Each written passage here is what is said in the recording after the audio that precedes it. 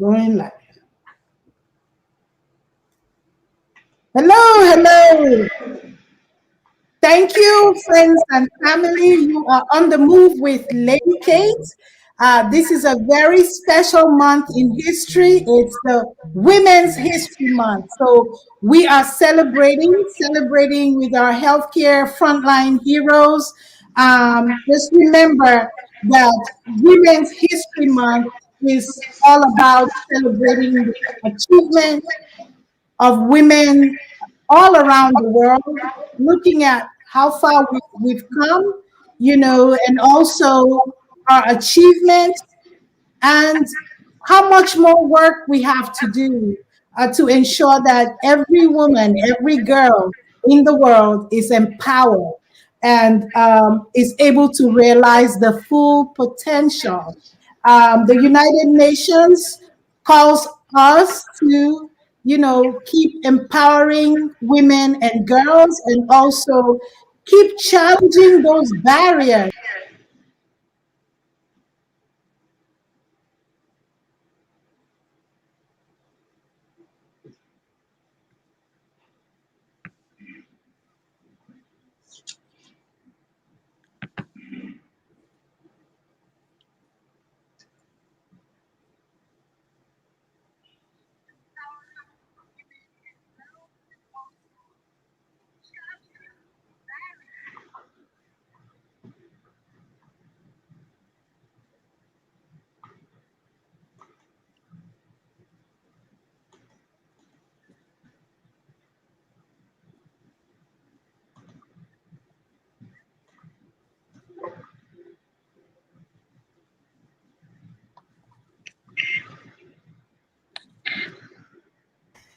Okay, thank you so much. A little technical issue there, some technical problems.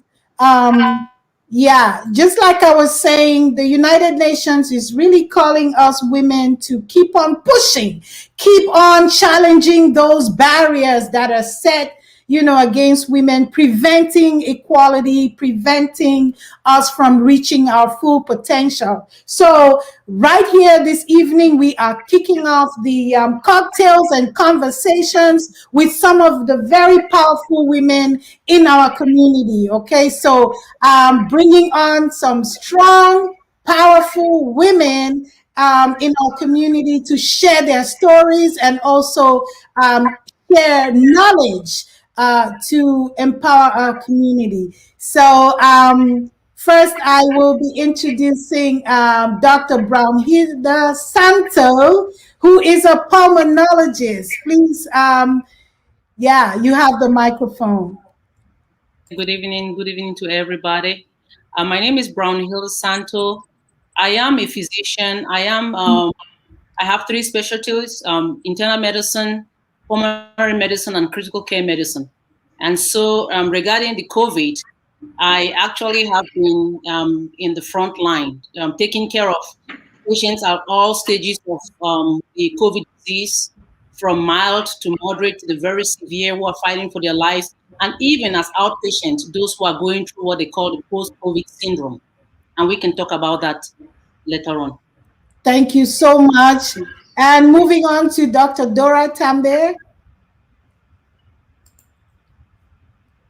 Oh, hold on. I think you're muted. Hold on. Yep, go ahead.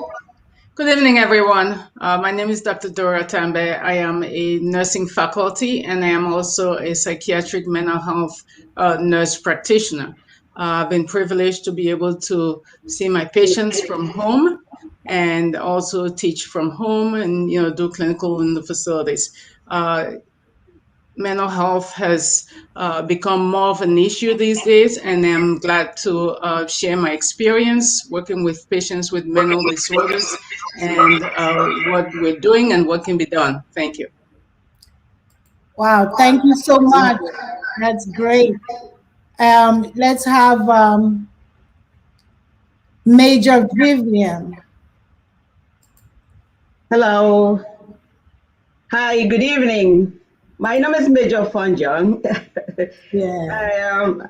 I'm currently in the United States Army. I've been in the Army for 19 years. And I'm also a frontline worker. I'm a nurse practitioner, and I do take care of patients in the front line. I happen to be one of those patients when COVID first started. You get to hear my story as we continue. Wow. Thank you so much. That's awesome. Let me bring back Dr. Dora on screen. There we are. So we have to, this conversation is themed cocktails and conversation. So everybody, let's, give a chair, Yes. grab your Yes. cocktails. Yes. Yes. Thank you. And happy Women's Month. Happy Women's Happy Month. Women's Month. Yes. So we're going to start with Dr. Brown Hilda. Please share your experience as a pulmonologist throughout this pandemic and, how tough it's been. I know you're very, very busy saving lives. What is your experience throughout this pandemic? So it's been, I currently practice in West Virginia in a community hospital, and it's been really tough in the past few months. Things have slowed down a little bit in the maybe past 1 month to 6 weeks. Mhm. But however, we were really bombarded with patients, with COVID patients, um, between around maybe October to up to 6 weeks ago.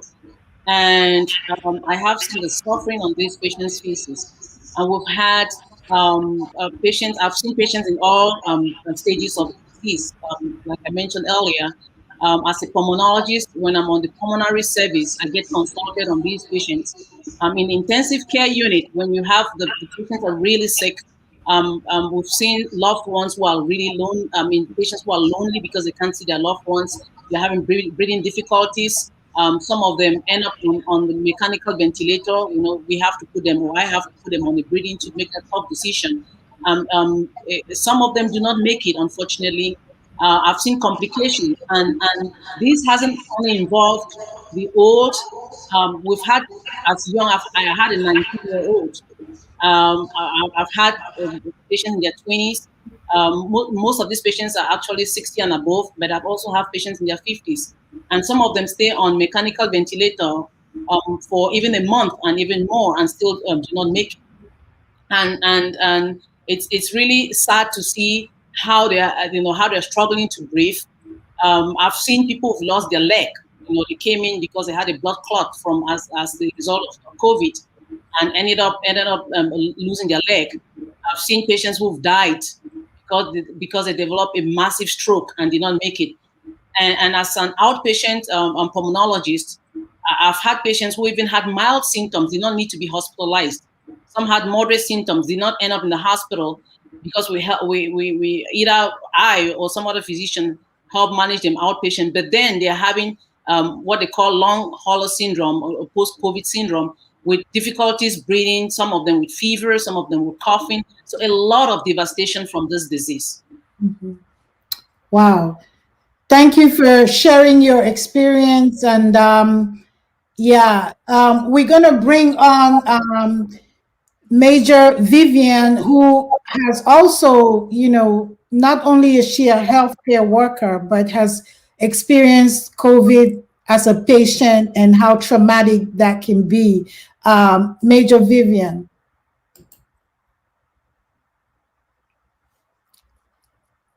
First started in March. As a nurse practitioner, I was seeing my patients and life was good. It was not as serious as it later became. So I was taking my patients, doing what I love to do and taking care of them very well. So I came home. It started with a little fever night. At night, I would have serious chills and fever. It was in March. I was wearing a sweater and 2 blankets. I was sleeping with them. I would take Tylenol, trying to take care of myself at home. But it came to a point where I realized that this was not just an ordinary fever. something else was there. And I started having a little bit of shortness of breath. I said, well, I second out myself. I said, it cannot be COVID. It's because I work a lot. I work long hours. And then on one fateful day, I went to work. I told my colleague, and I said, Dr. F, I said, I have a feeling of an impending doom of death. I said, I feel dead. Something is dragging me. And he turned and looked at me and said, you look fine. There's nothing wrong with you. And I said, okay, I'm telling you, I'm going to go get checked. So at that time, I've been talking to a friend, Mary Penny, one of my classmates, and she works at the VA. And she said, V, come to the VA, we'll take care of you. So I finally, on that good Monday, drove my car from work and came home, went back to the VA, I got tested. I was at the VA at about 4 o'clock, and they did a COVID test on me. They said after 5 hours, I'll get a result. I came home and I got a call. Your result is positive. And the lady said, if you start having shortness of breath, get yourself back to the hospital. At that point, I have 10 steps that takes me up to my living room. I could not climb the second step. I did my pulse ox, my oxygen level was 89. I knew something definitely was wrong. Came home, my mother made some of these concoction, boiled them and the steam and covered me.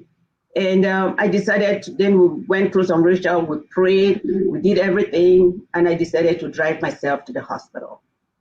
When I drove myself to the hospital, what was in my mind was, if truly I am positive, then I have killed my mother and my children. So that was disturbing. That was at the back of my head. It could not leave my head.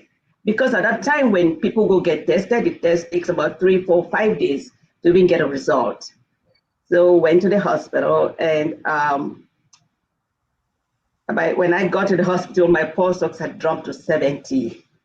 So it felt as though there was a rope tying my neck.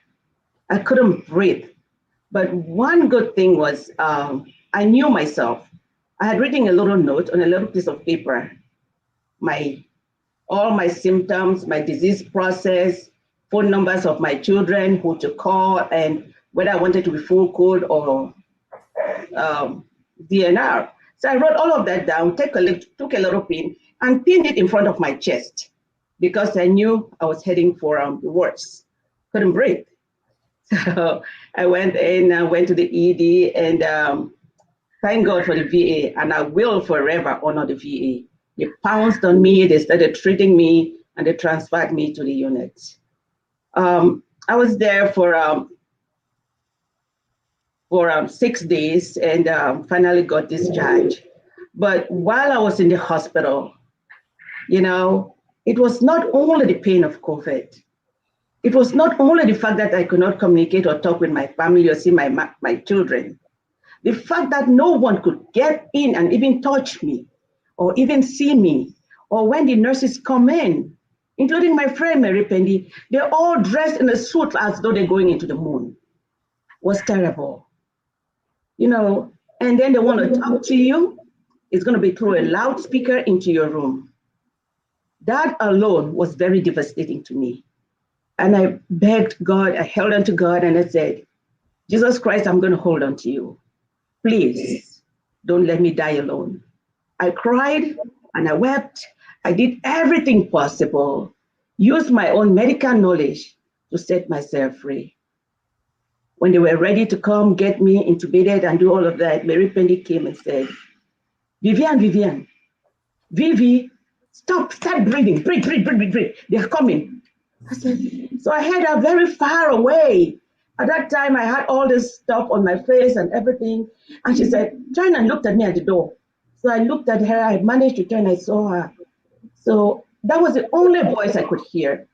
And it goes to prove the fact that when people are silent and they're really sick, when they cannot talk, they do hear. I heard Mary Penge's voice. And I tried and used all the strength I had in me, all the willpower I had in me, all the God I had in me, all the CWF I had in me. Prayed, sang, I could not even, I said. And then she said, okay, V, let me tell you what to do. Flip yourself. I had it very faintly. At that time, I had all this non-rebreather mask, CPAP and everything, the whole place. So, and then I think my doctor put a stop to the they call it to the ventilator. So, but anyway, for crying out loud, my pulse ox started going up. It was going up slowly but surely. Slowly but surely, it was going up. And while I was there in bed trying to fight for myself, my classmate and friend Mary Penny was outside of the ward rooting for me. You know, when you get into a situation where you have a friend actually praying for you and rooting for you, she's an ICU nurse. What else? So finally got better and was discharged after 6-7 days. But I'll tell you this, going through that trauma has been mentally devastating. We thought that I would have been the one to kill my parents, my mother and my son, was lingering in my mind. You come home, you look at the TV, thousands of people are dying, and you ask God, why me? Why did I deserve this? What did I really do to deserve this? People are dying, dear Lord, why me?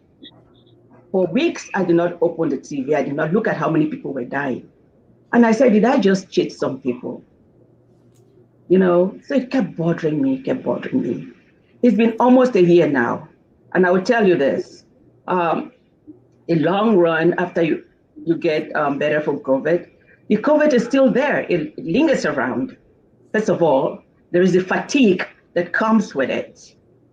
I don't know how to put it. The fatigue that comes with it, the brain fog that comes with it, and just the memory of the folks that have gone comes with it. So mentally, you know, especially for a patient, and I'm a very strong-willed person. I never knew this could actually affect me mentally. So I started talking to some friends, some calls some my CWF friends who pray for me, and some, you know, Marie would talk to me, Kate would talk to me, you know, so people started talking to me. And my mom was home, they would pray for me. But every time you jerk in the night, as though you're still in the hospital, you close your eyes, you see everything. And you thought maybe you cheated dead. And I beg God, you know, that memory and the amount of people that are dying, please, I'm working on it every day to make sure that I erase some of the memory and bring something good out of my illness. If I can help one person, just one soul, to get well from COVID, I will. Because that rope that is tied around your neck, you cannot breathe. Your chest hurts, you want to turn around, you cannot. You don't even feel like you have a leg. You don't even feel like you have your head. Your head is as big as a stone. You know, all of that. And there are many more. I even remember when I could not go to the bathroom as a female to look at yourself. I look so pathetic. I didn't even want to look at my own self. But I look at pictures now. I talk to my friends, but the memory is still there. The brain fog, what you went through, the death, and everything. Yeah. Let me ask, Dr. Brownhilda, what do you make of that experience? 'Cause I know you see that every day. I'm just listening and just yes, I've treated hundreds of patients, and I've seen what you're just explaining is what I face almost every day when I'm in the intensive care unit. Sometimes we have We have an 18 bed ICU, given that it's a community hospital. And at one point, 16 out of 18, in fact, we had to extend and use the cardiovascular unit for other patients who are non-COVID. And sometimes we have 12 patients on the vent, and some of these patients do not make it. We have a lot of patients on high flow, which is a higher percentage of oxygen, on BiPAP machine or CPAP machine. You see the fear in their eyes. I mean, exactly what she explained is exactly what I mean. I work in the ICU, so that's exactly what happens. And the patients are really, really lonely. They can't breathe. Breathing is just one of them. I mean, we've had the patients that are unfortunate, who developed what they call the cytokine storm, where they have overwhelming infection from the COVID, and their kidneys are shut down. They're on dialysis besides just being on the mechanical ventilator. And some of them do not make it. Sometimes I'm ready to extubate a patient because I've been able to come down on their oxygen levels and they are not moving, no, not responding, and I send them for a CAT scan. And the entire brain, I had two patients recently with, in the past few months, with their more than half, 3/4 of their brain stroked. And even the neurologists were like, they've never seen something like this for the past, 40 years that they've been working.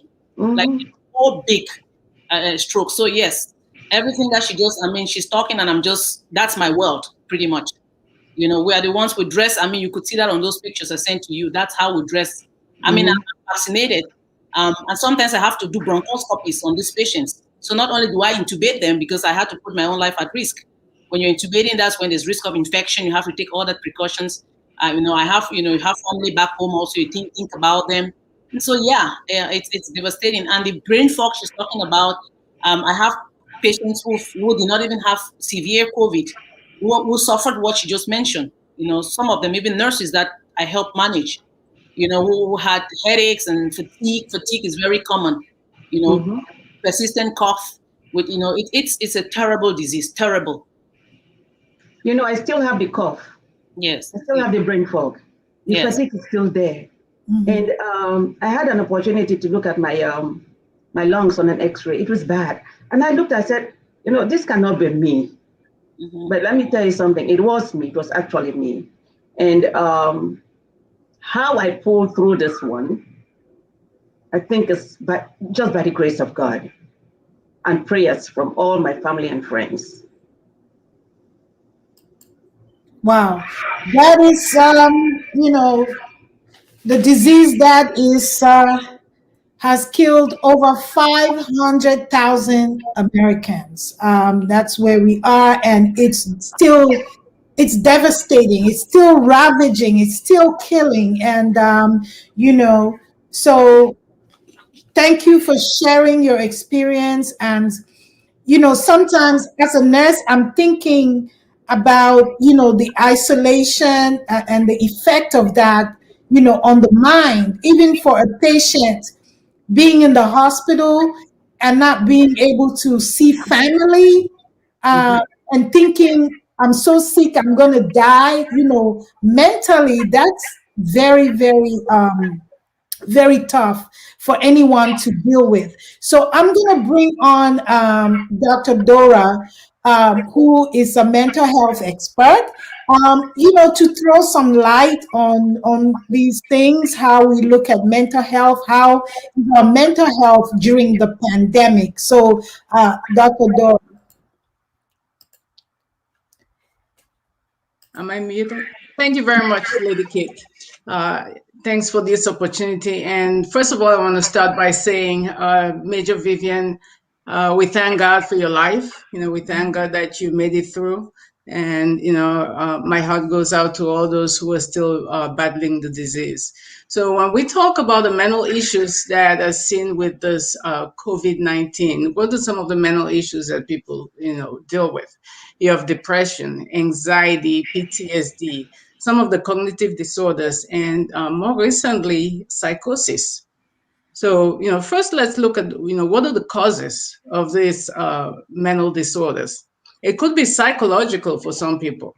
the fear of illness, the fear of death. Major Vivian talked about that. Prolonged social isolation. These people are quarantined, either quarantined at home or quarantined, on isolation in the hospital. That can be very devastating mentally.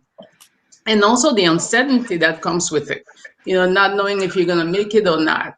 I can only imagine, what you were going through, Major Vivian. It could also be biological. The virus itself can cause encephalopathy, which, can, meaning that it can travel to the brain and, attack the brain. There's also chronic stress, which can damage brain tissue. It can cause a lot of anxiety, a lot of depression, and some of the other trauma-related disorders. And let's not forget the healthcare workers, those who do not have the COVID or who might have the COVID, but are having to deal with life and death issues on an almost daily basis. There's a lot of PTSD that's coming from that, and those people are often ignored. The other thing is, when people are hypoxic, it can be damaging to the brain. I'm sure Dr. Santo can attest to that. And also, COVID can disrupt a person's circadian rhythm. So you're not sleeping during the hours that you're supposed to be sleeping, and staying awake during the hours that you're supposed to be awake. And that can cause depression. It can also cause anxiety and other cognitive changes. So what are some of the symptoms that patients will start reporting? Major Vivian mentioned some of them which she experienced, like the poor memory. When you talk about brain fog, your memory is affected. People might become impulsive. They start making decisions, doing things without thinking about what they're doing and without thinking about the consequences of what they're doing. They find that they feel sad a lot. They might gain weight. Their energy level is low. You talked about that. That chronic insomnia, not being able to sleep well. They might start to isolate themselves. And sometimes they find that they don't enjoy the things that they used to enjoy doing. And some of the other symptoms which Dr. Vivian talked about, which I'm not going to go into because she already talked about it. The one thing, which is interesting, because a lot of times people will think that when you survive something like this, you'll be, excited. Yeah, I made it. But it's what's called survivor's guilt. And when you were talking about, sometimes you think, why me? Why did I survive this? That's called survivor's guilt, which can happen sometimes when there's been a traumatic experience. And we do know, that this is a traumatic experience. So that brings us to what do we do? Having all this information, what do we do with it? There's certain things that we can do to maintain and to improve our mental health. The first one, which I always turn to, is pray. And, Major Vivian, again, you talked about that. You said you were praying and other people were praying for you. That's my first go-to. Exercise. I know with the COVID, for those who have experienced it, sometimes that can be difficult. People sometimes ask what kind of exercise is good. The exercise that's good for you is the one that you will do. So there's no point telling people lift weights or, run a marathon if they're not going to do it. So whatever you will do is what's good for you. We also have to set realistic goals. With the virus, you might not be able to do the things that you used to be able to do and accomplish everything that you had set out to accomplish. So, it might be time to make some changes, make it more realistic. Eating healthy. We can't emphasize that enough. It's very important for us to, eat healthy. The other thing is learning to delegate. If you find that, you just can't do everything, it's okay to delegate to other people. The problem, especially with us women, is that we like to be independent, but being too independent sometimes is a symptom of trauma. Some people have gone through trauma in their lives, and so they feel like they have to do everything by themselves because the people who they trusted sometime earlier in life had violated or had failed them. So we like to take pride in being independent. It's good to be independent, but when you're too independent, you need to look at yourself and say, is this a symptom of trauma or something that happened, which causes you not to rely on, feel comfortable or trust people to rely on them to do things. So it's okay to delegate to people. Okay. And, we don't want to take ourselves too seriously. If this pandemic has taught us one thing, it's that, we can't take ourselves too seriously. Things will happen which are beyond our control. So, we just take it, as they come, and, it's okay, to not be okay. There are times when we don't feel okay. There are times when we get tired of, being indoors. There are times when we get tired of, social distancing. And so we feel like, we can't take it anymore. But it's okay. It's okay to experience those feelings. And, those feelings make us realize that we're human. The other thing is meditating.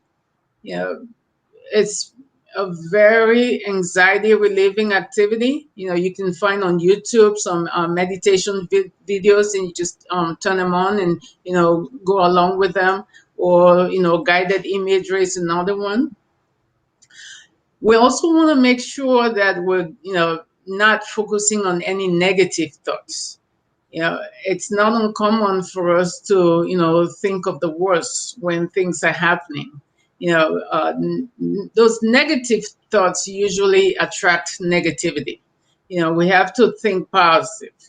We also have to be cognizant of the fact that this pandemic for some people might have caused some setbacks. Maybe you had some goals that you wanted to achieve, and because now you can't fly, you can't fly, but there's some things that we're not able to do the way we used to be able to do them. It's okay. Those setbacks and comebacks are all a part of a journey in life. We'll get back to a time when we'll be able to do those things. Another thing which I can't emphasize enough is, getting enough sleep. We often take that for granted. It's very important for us to make sure that we're getting enough sleep, because if you're not sleeping well, that's going to mess up your mood. And, last but not least is, recognizing and acknowledging that there are times when we need medication. When you've tried other things and they're not working, it's okay to be on medication. What I usually ask my patients is, if you were going to be on medication for asthma or diabetes or blood pressure, will you feel bad about being on it? And, 10 times out of 10, the answer that I get from them is no. And so we talk about, their psych medications and those neurotransmitter imbalances and how it's no different from being on medication for your blood pressure or anything else. It's okay. If we need it, we need it. We take it. There's nothing wrong with that. I think the reason why a lot of people don't want to use medication as an option is because of a lack of education. So taking the time to explain to patients, and I do it in very layman's terms, explaining those neurotransmitters to them and how they work and everything else. And, it really gets their buy-in, because you have to have their buy-in for them to be able to take their medications. Wow. Thank you so much for that great insight, Dr. Dora, our mental health expert. Let's take a pause and just wish everyone a happy Women's Month. Happy Women's Month. Yeah. I hope you all joining and watching, that you have your cocktail in hand. Nobody's getting drunk here because we don't have alcohol. Okay, this is nice, juicy. Nice little grapefruit juice cocktail here. Yeah, thank you. Great information, Miss Constance Quanta. Thank you for saying that. Everyone that's joining us, Miss Anang, Gwen, everybody that's joining us and giving kudos to our heroes. We thank you so much. Yes, we are still in the pandemic, and mental health is ever so important. Just being, living in the isolation, or without being able to engage in those social activities that we've been used to all our lives, can really be traumatizing. But let's switch gears and just look at what's really going on. There is hope. Do I hear y'all say there is hope? Yes, there is, because we have a vaccine and we have a great president who is pushing for everyone that needs to be vaccinated to get vaccinated. Now, our community, I must say, we are having a little bit of a challenge because, there is a lot of misinformation about the vaccine. I can tell you, we do have a lot of our elderly family members with us, grandfathers, grandmothers, and we communicate a lot using WhatsApp, okay, social media, right? And there's all these videos that go out showing someone just got the vaccine and they are having like a seizure or something. And then immediately people are like, no, I'm not taking that vaccine. Dr. Brownhilder, please throw some light on that issue, please. Hold on, you're muted. You're muted, yeah. Okay. Okay. All right. So, I think it is important to actually explain to everybody what the vaccine actually does, because sometimes when you understand it, then you kind of understand why it makes sense to take the vaccine. So the vaccine pretty much has to prepare us, prepare our immune system to be able to fight this virus. So when we take, now we have actually 3 vaccines that have approved, has received emergency use authorization. You have the Moderna and the Pfizer, which has an mRNA platform, and you have the Johnson and Johnson and Janssen, which has a different platform, DNA recombinant platform. So when you get the vaccine, that vaccine goes into your body when you get injected.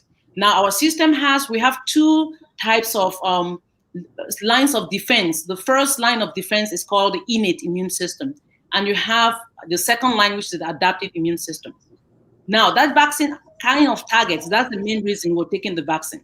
So when I get infected, for instance, that innate immune system, or when you get the vaccine, it will recognize that there's something foreign that comes to the body, and it will immediately send cells to attack it.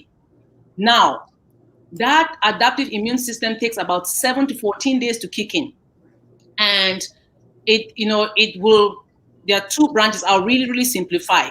It will lead to the production of antibodies. Antibodies are specific, like proteins that will recognize this pathogen, which can be a virus or bacteria or anything, that foreign pathogen that came into the body. And it can also produce what they call cytotoxic T cells. So there are 2 main arms, humoral and that produce the antibodies, and the cellular, the cytotoxic T cells. What happens is that when anybody gets these antibodies and cytotoxic T cells, some of them go dormant and become memory cells. Now, what the vaccine does is that when you get the vaccine, it goes to your body. That adaptive immune system will identify that particular pathogen, which is that virus, for instance, coronavirus, and produce antibodies against the SARS-CoV-2 and cytotoxic T cells. But it will also have those memories. So the next time you come in contact with that virus, your innate immune system, the first line of defense, will kick in right away.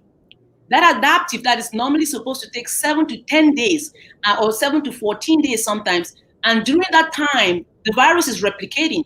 Your innate is fighting, but then the innate immune system is fighting, but that virus is replicating. By the time that adaptive immune system is ready, the virus has overwhelmed your body, and sometimes you may not be able to make it. So when you take that vaccine, the vaccine prepares you in such a way that once you come in contact with that particular virus will like, oh, you know what? I recognize you. The memory B cells, which will produce the antibodies, and the cytotoxic T cells, which the memory will automatically produce those cells within 24 to 48 hours. So you have the innate immune system fighting and the adaptive immune system fighting. You're ready to fight that virus. You may not even give it the chance to even replicate in your cells to even get you infected, or even if you get infected, it will actually subdue that infection and you just have a mild symptom. That is the importance of taking a vaccine, is to actually prepare your immune system so much so that that adaptive immune system, instead of taking that long to respond, responds within a very short period of time and helps to fight against the virus. Yeah. Thank you so much for that.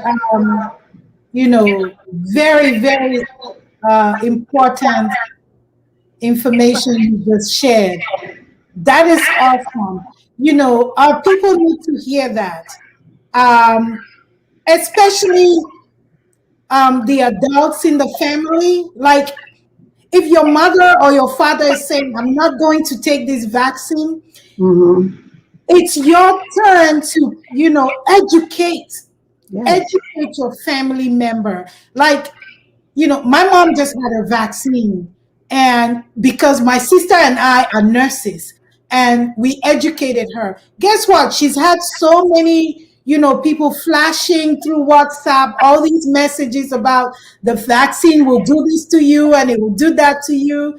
But because we were able to educate her and say, it's actually for your own protection, she was more receptive to it. Right.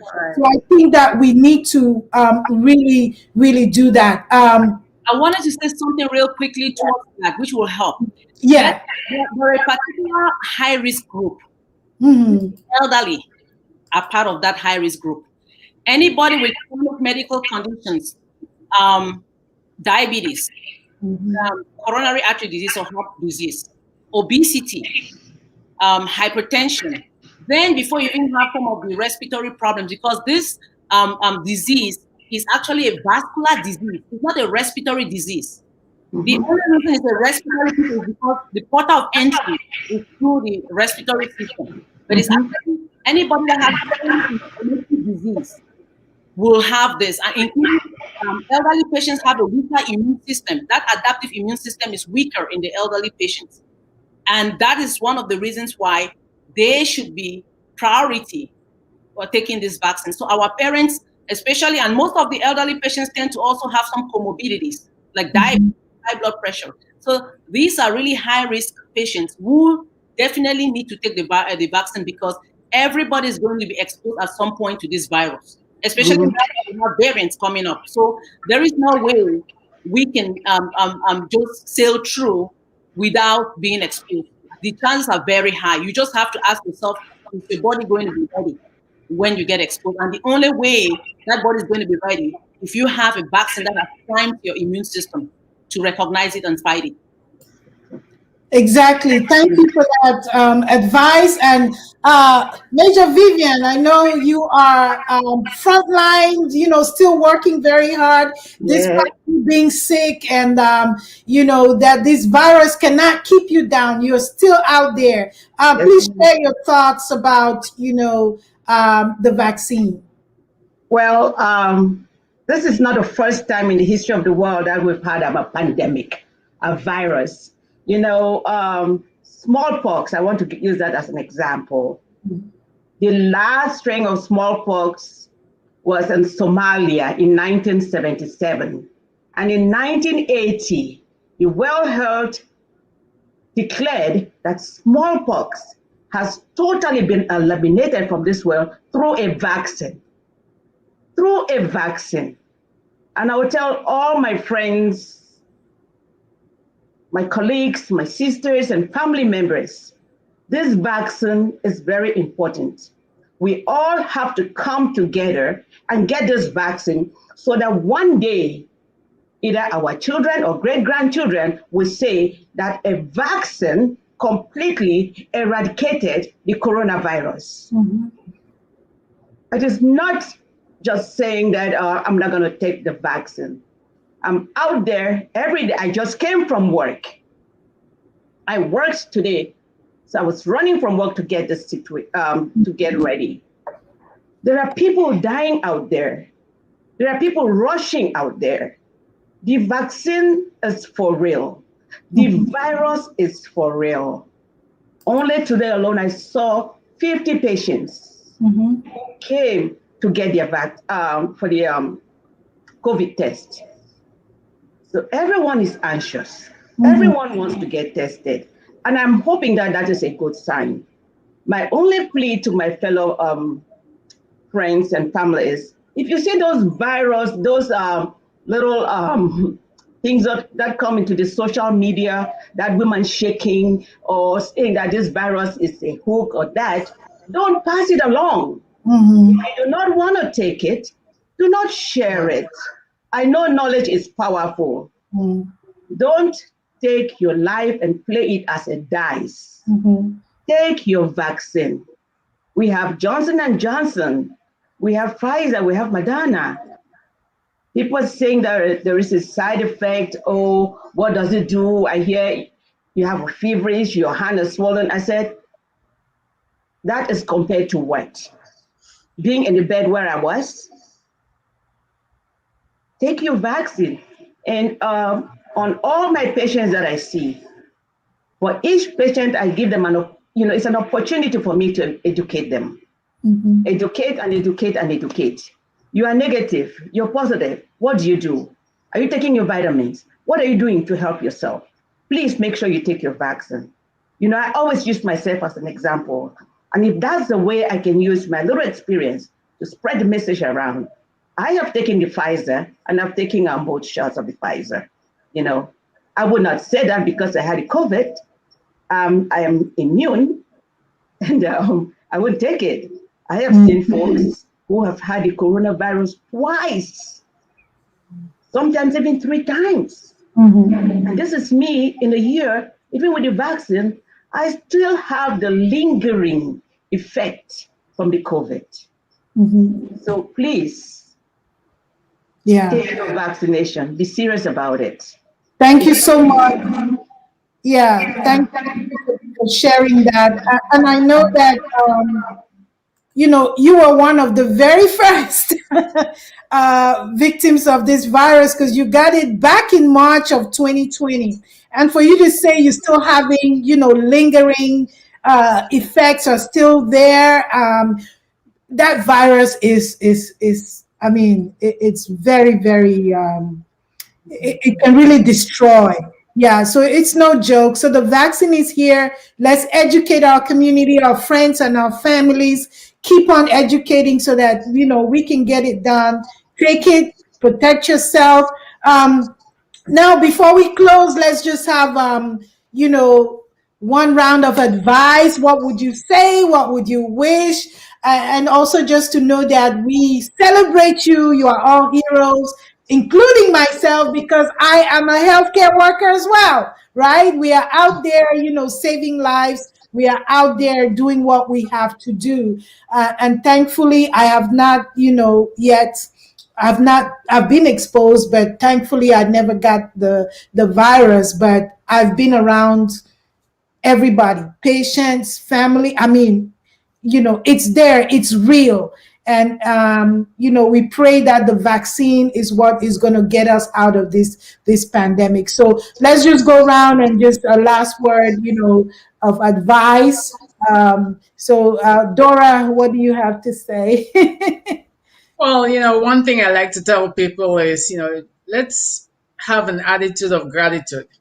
It's more important now than any other time in our history to have an attitude of gratitude. When we turn on the TV and see how many people are dying on a daily basis, we just have to thank God.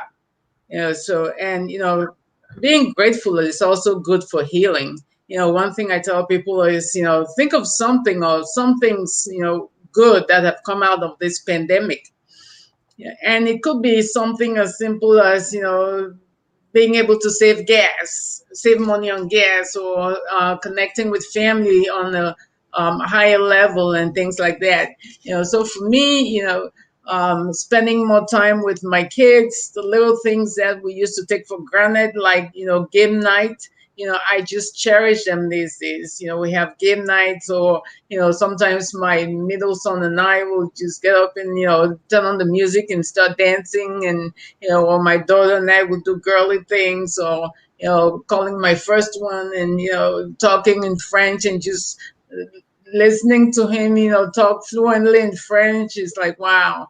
So let's start to appreciate. If we didn't before, let's now, start to appreciate those little things, those special moments. We can't take anything for granted. Exactly. Yeah. Thank you. Like you said, I do a lot of dancing with the kids. Again, we can see this as a blessing because we've kind of families have really bonded more. Because we are all staying together indoors and yeah. So yeah, it's been a blessing, but we want to get out of this, right? Dr. Santo. Okay, so this pandemic, the virus COVID-19 is real. We've had about 30 million people in the United States who have been affected or infected, and this is probably an underestimate of the actual numbers. We've had over 500,000 of people who died from it, so this is real. This disease affects; it doesn't discriminate blacks, whites, Asians. I mean, it affects everybody. In fact, the black population, African Americans have a higher rate of severe disease and death. So we cannot take this disease for granted. We have vaccines out there. They are safe. They are actually very effective. Everybody is going to be exposed at some point or the other. And the only way we can eradicate this disease or control it is by taking the vaccine. We have to all be part of the solution. We have to be each other's keeper. We have to take this seriously. Our elderly patient and parents have to take this seriously. We have to help them understand why this is not a. Unfortunately, the community back home thinks that this is some vaccine that is made to eliminate us. Oh no! It's not eliminating us. The same vaccine I took is the same vaccine my colleagues took. So we should be informed and we should make wise decisions. And I think the only choice now, although we need the vaccine, let's not forget to wash our hands, keep safe distance from each 6 feet, wear our mask. Those are still very important. But then we should also consider taking the vaccine. Yeah, thank you, Dr. Santo and Major Vivian. One word of advice from you before we close. Where is she? Here we are. Yep, we can hear you. Yep. Thank you, Lady Kate. All I have to say is, let's make this world a better world. Let's make it a better world, not only for those ahead, but for us now. And by doing so, please, everyone, take your vaccine. Thank you. Thank you so much. Wow, ladies, it's been great. You are our heroes. We celebrate you. We honor you. I just want to say for those who are watching that our heroes are all around us. They are people we know. They're not some strange, Superman or women flying somewhere. They are amongst us. So if you come across a healthcare worker, say thank you. A frontline worker, say thank you, because that's what we do. We're saving lives through the pandemic, and hopefully we shall conquer. So thank you, everyone. Thank you, my beautiful and brainy panelists. We've had such an amazing discussion, and God bless you for what you're doing. Keep doing what you do. We honor you. Thank you. Thank you. Thank you. Yeah. Thank you. Bye. Bye.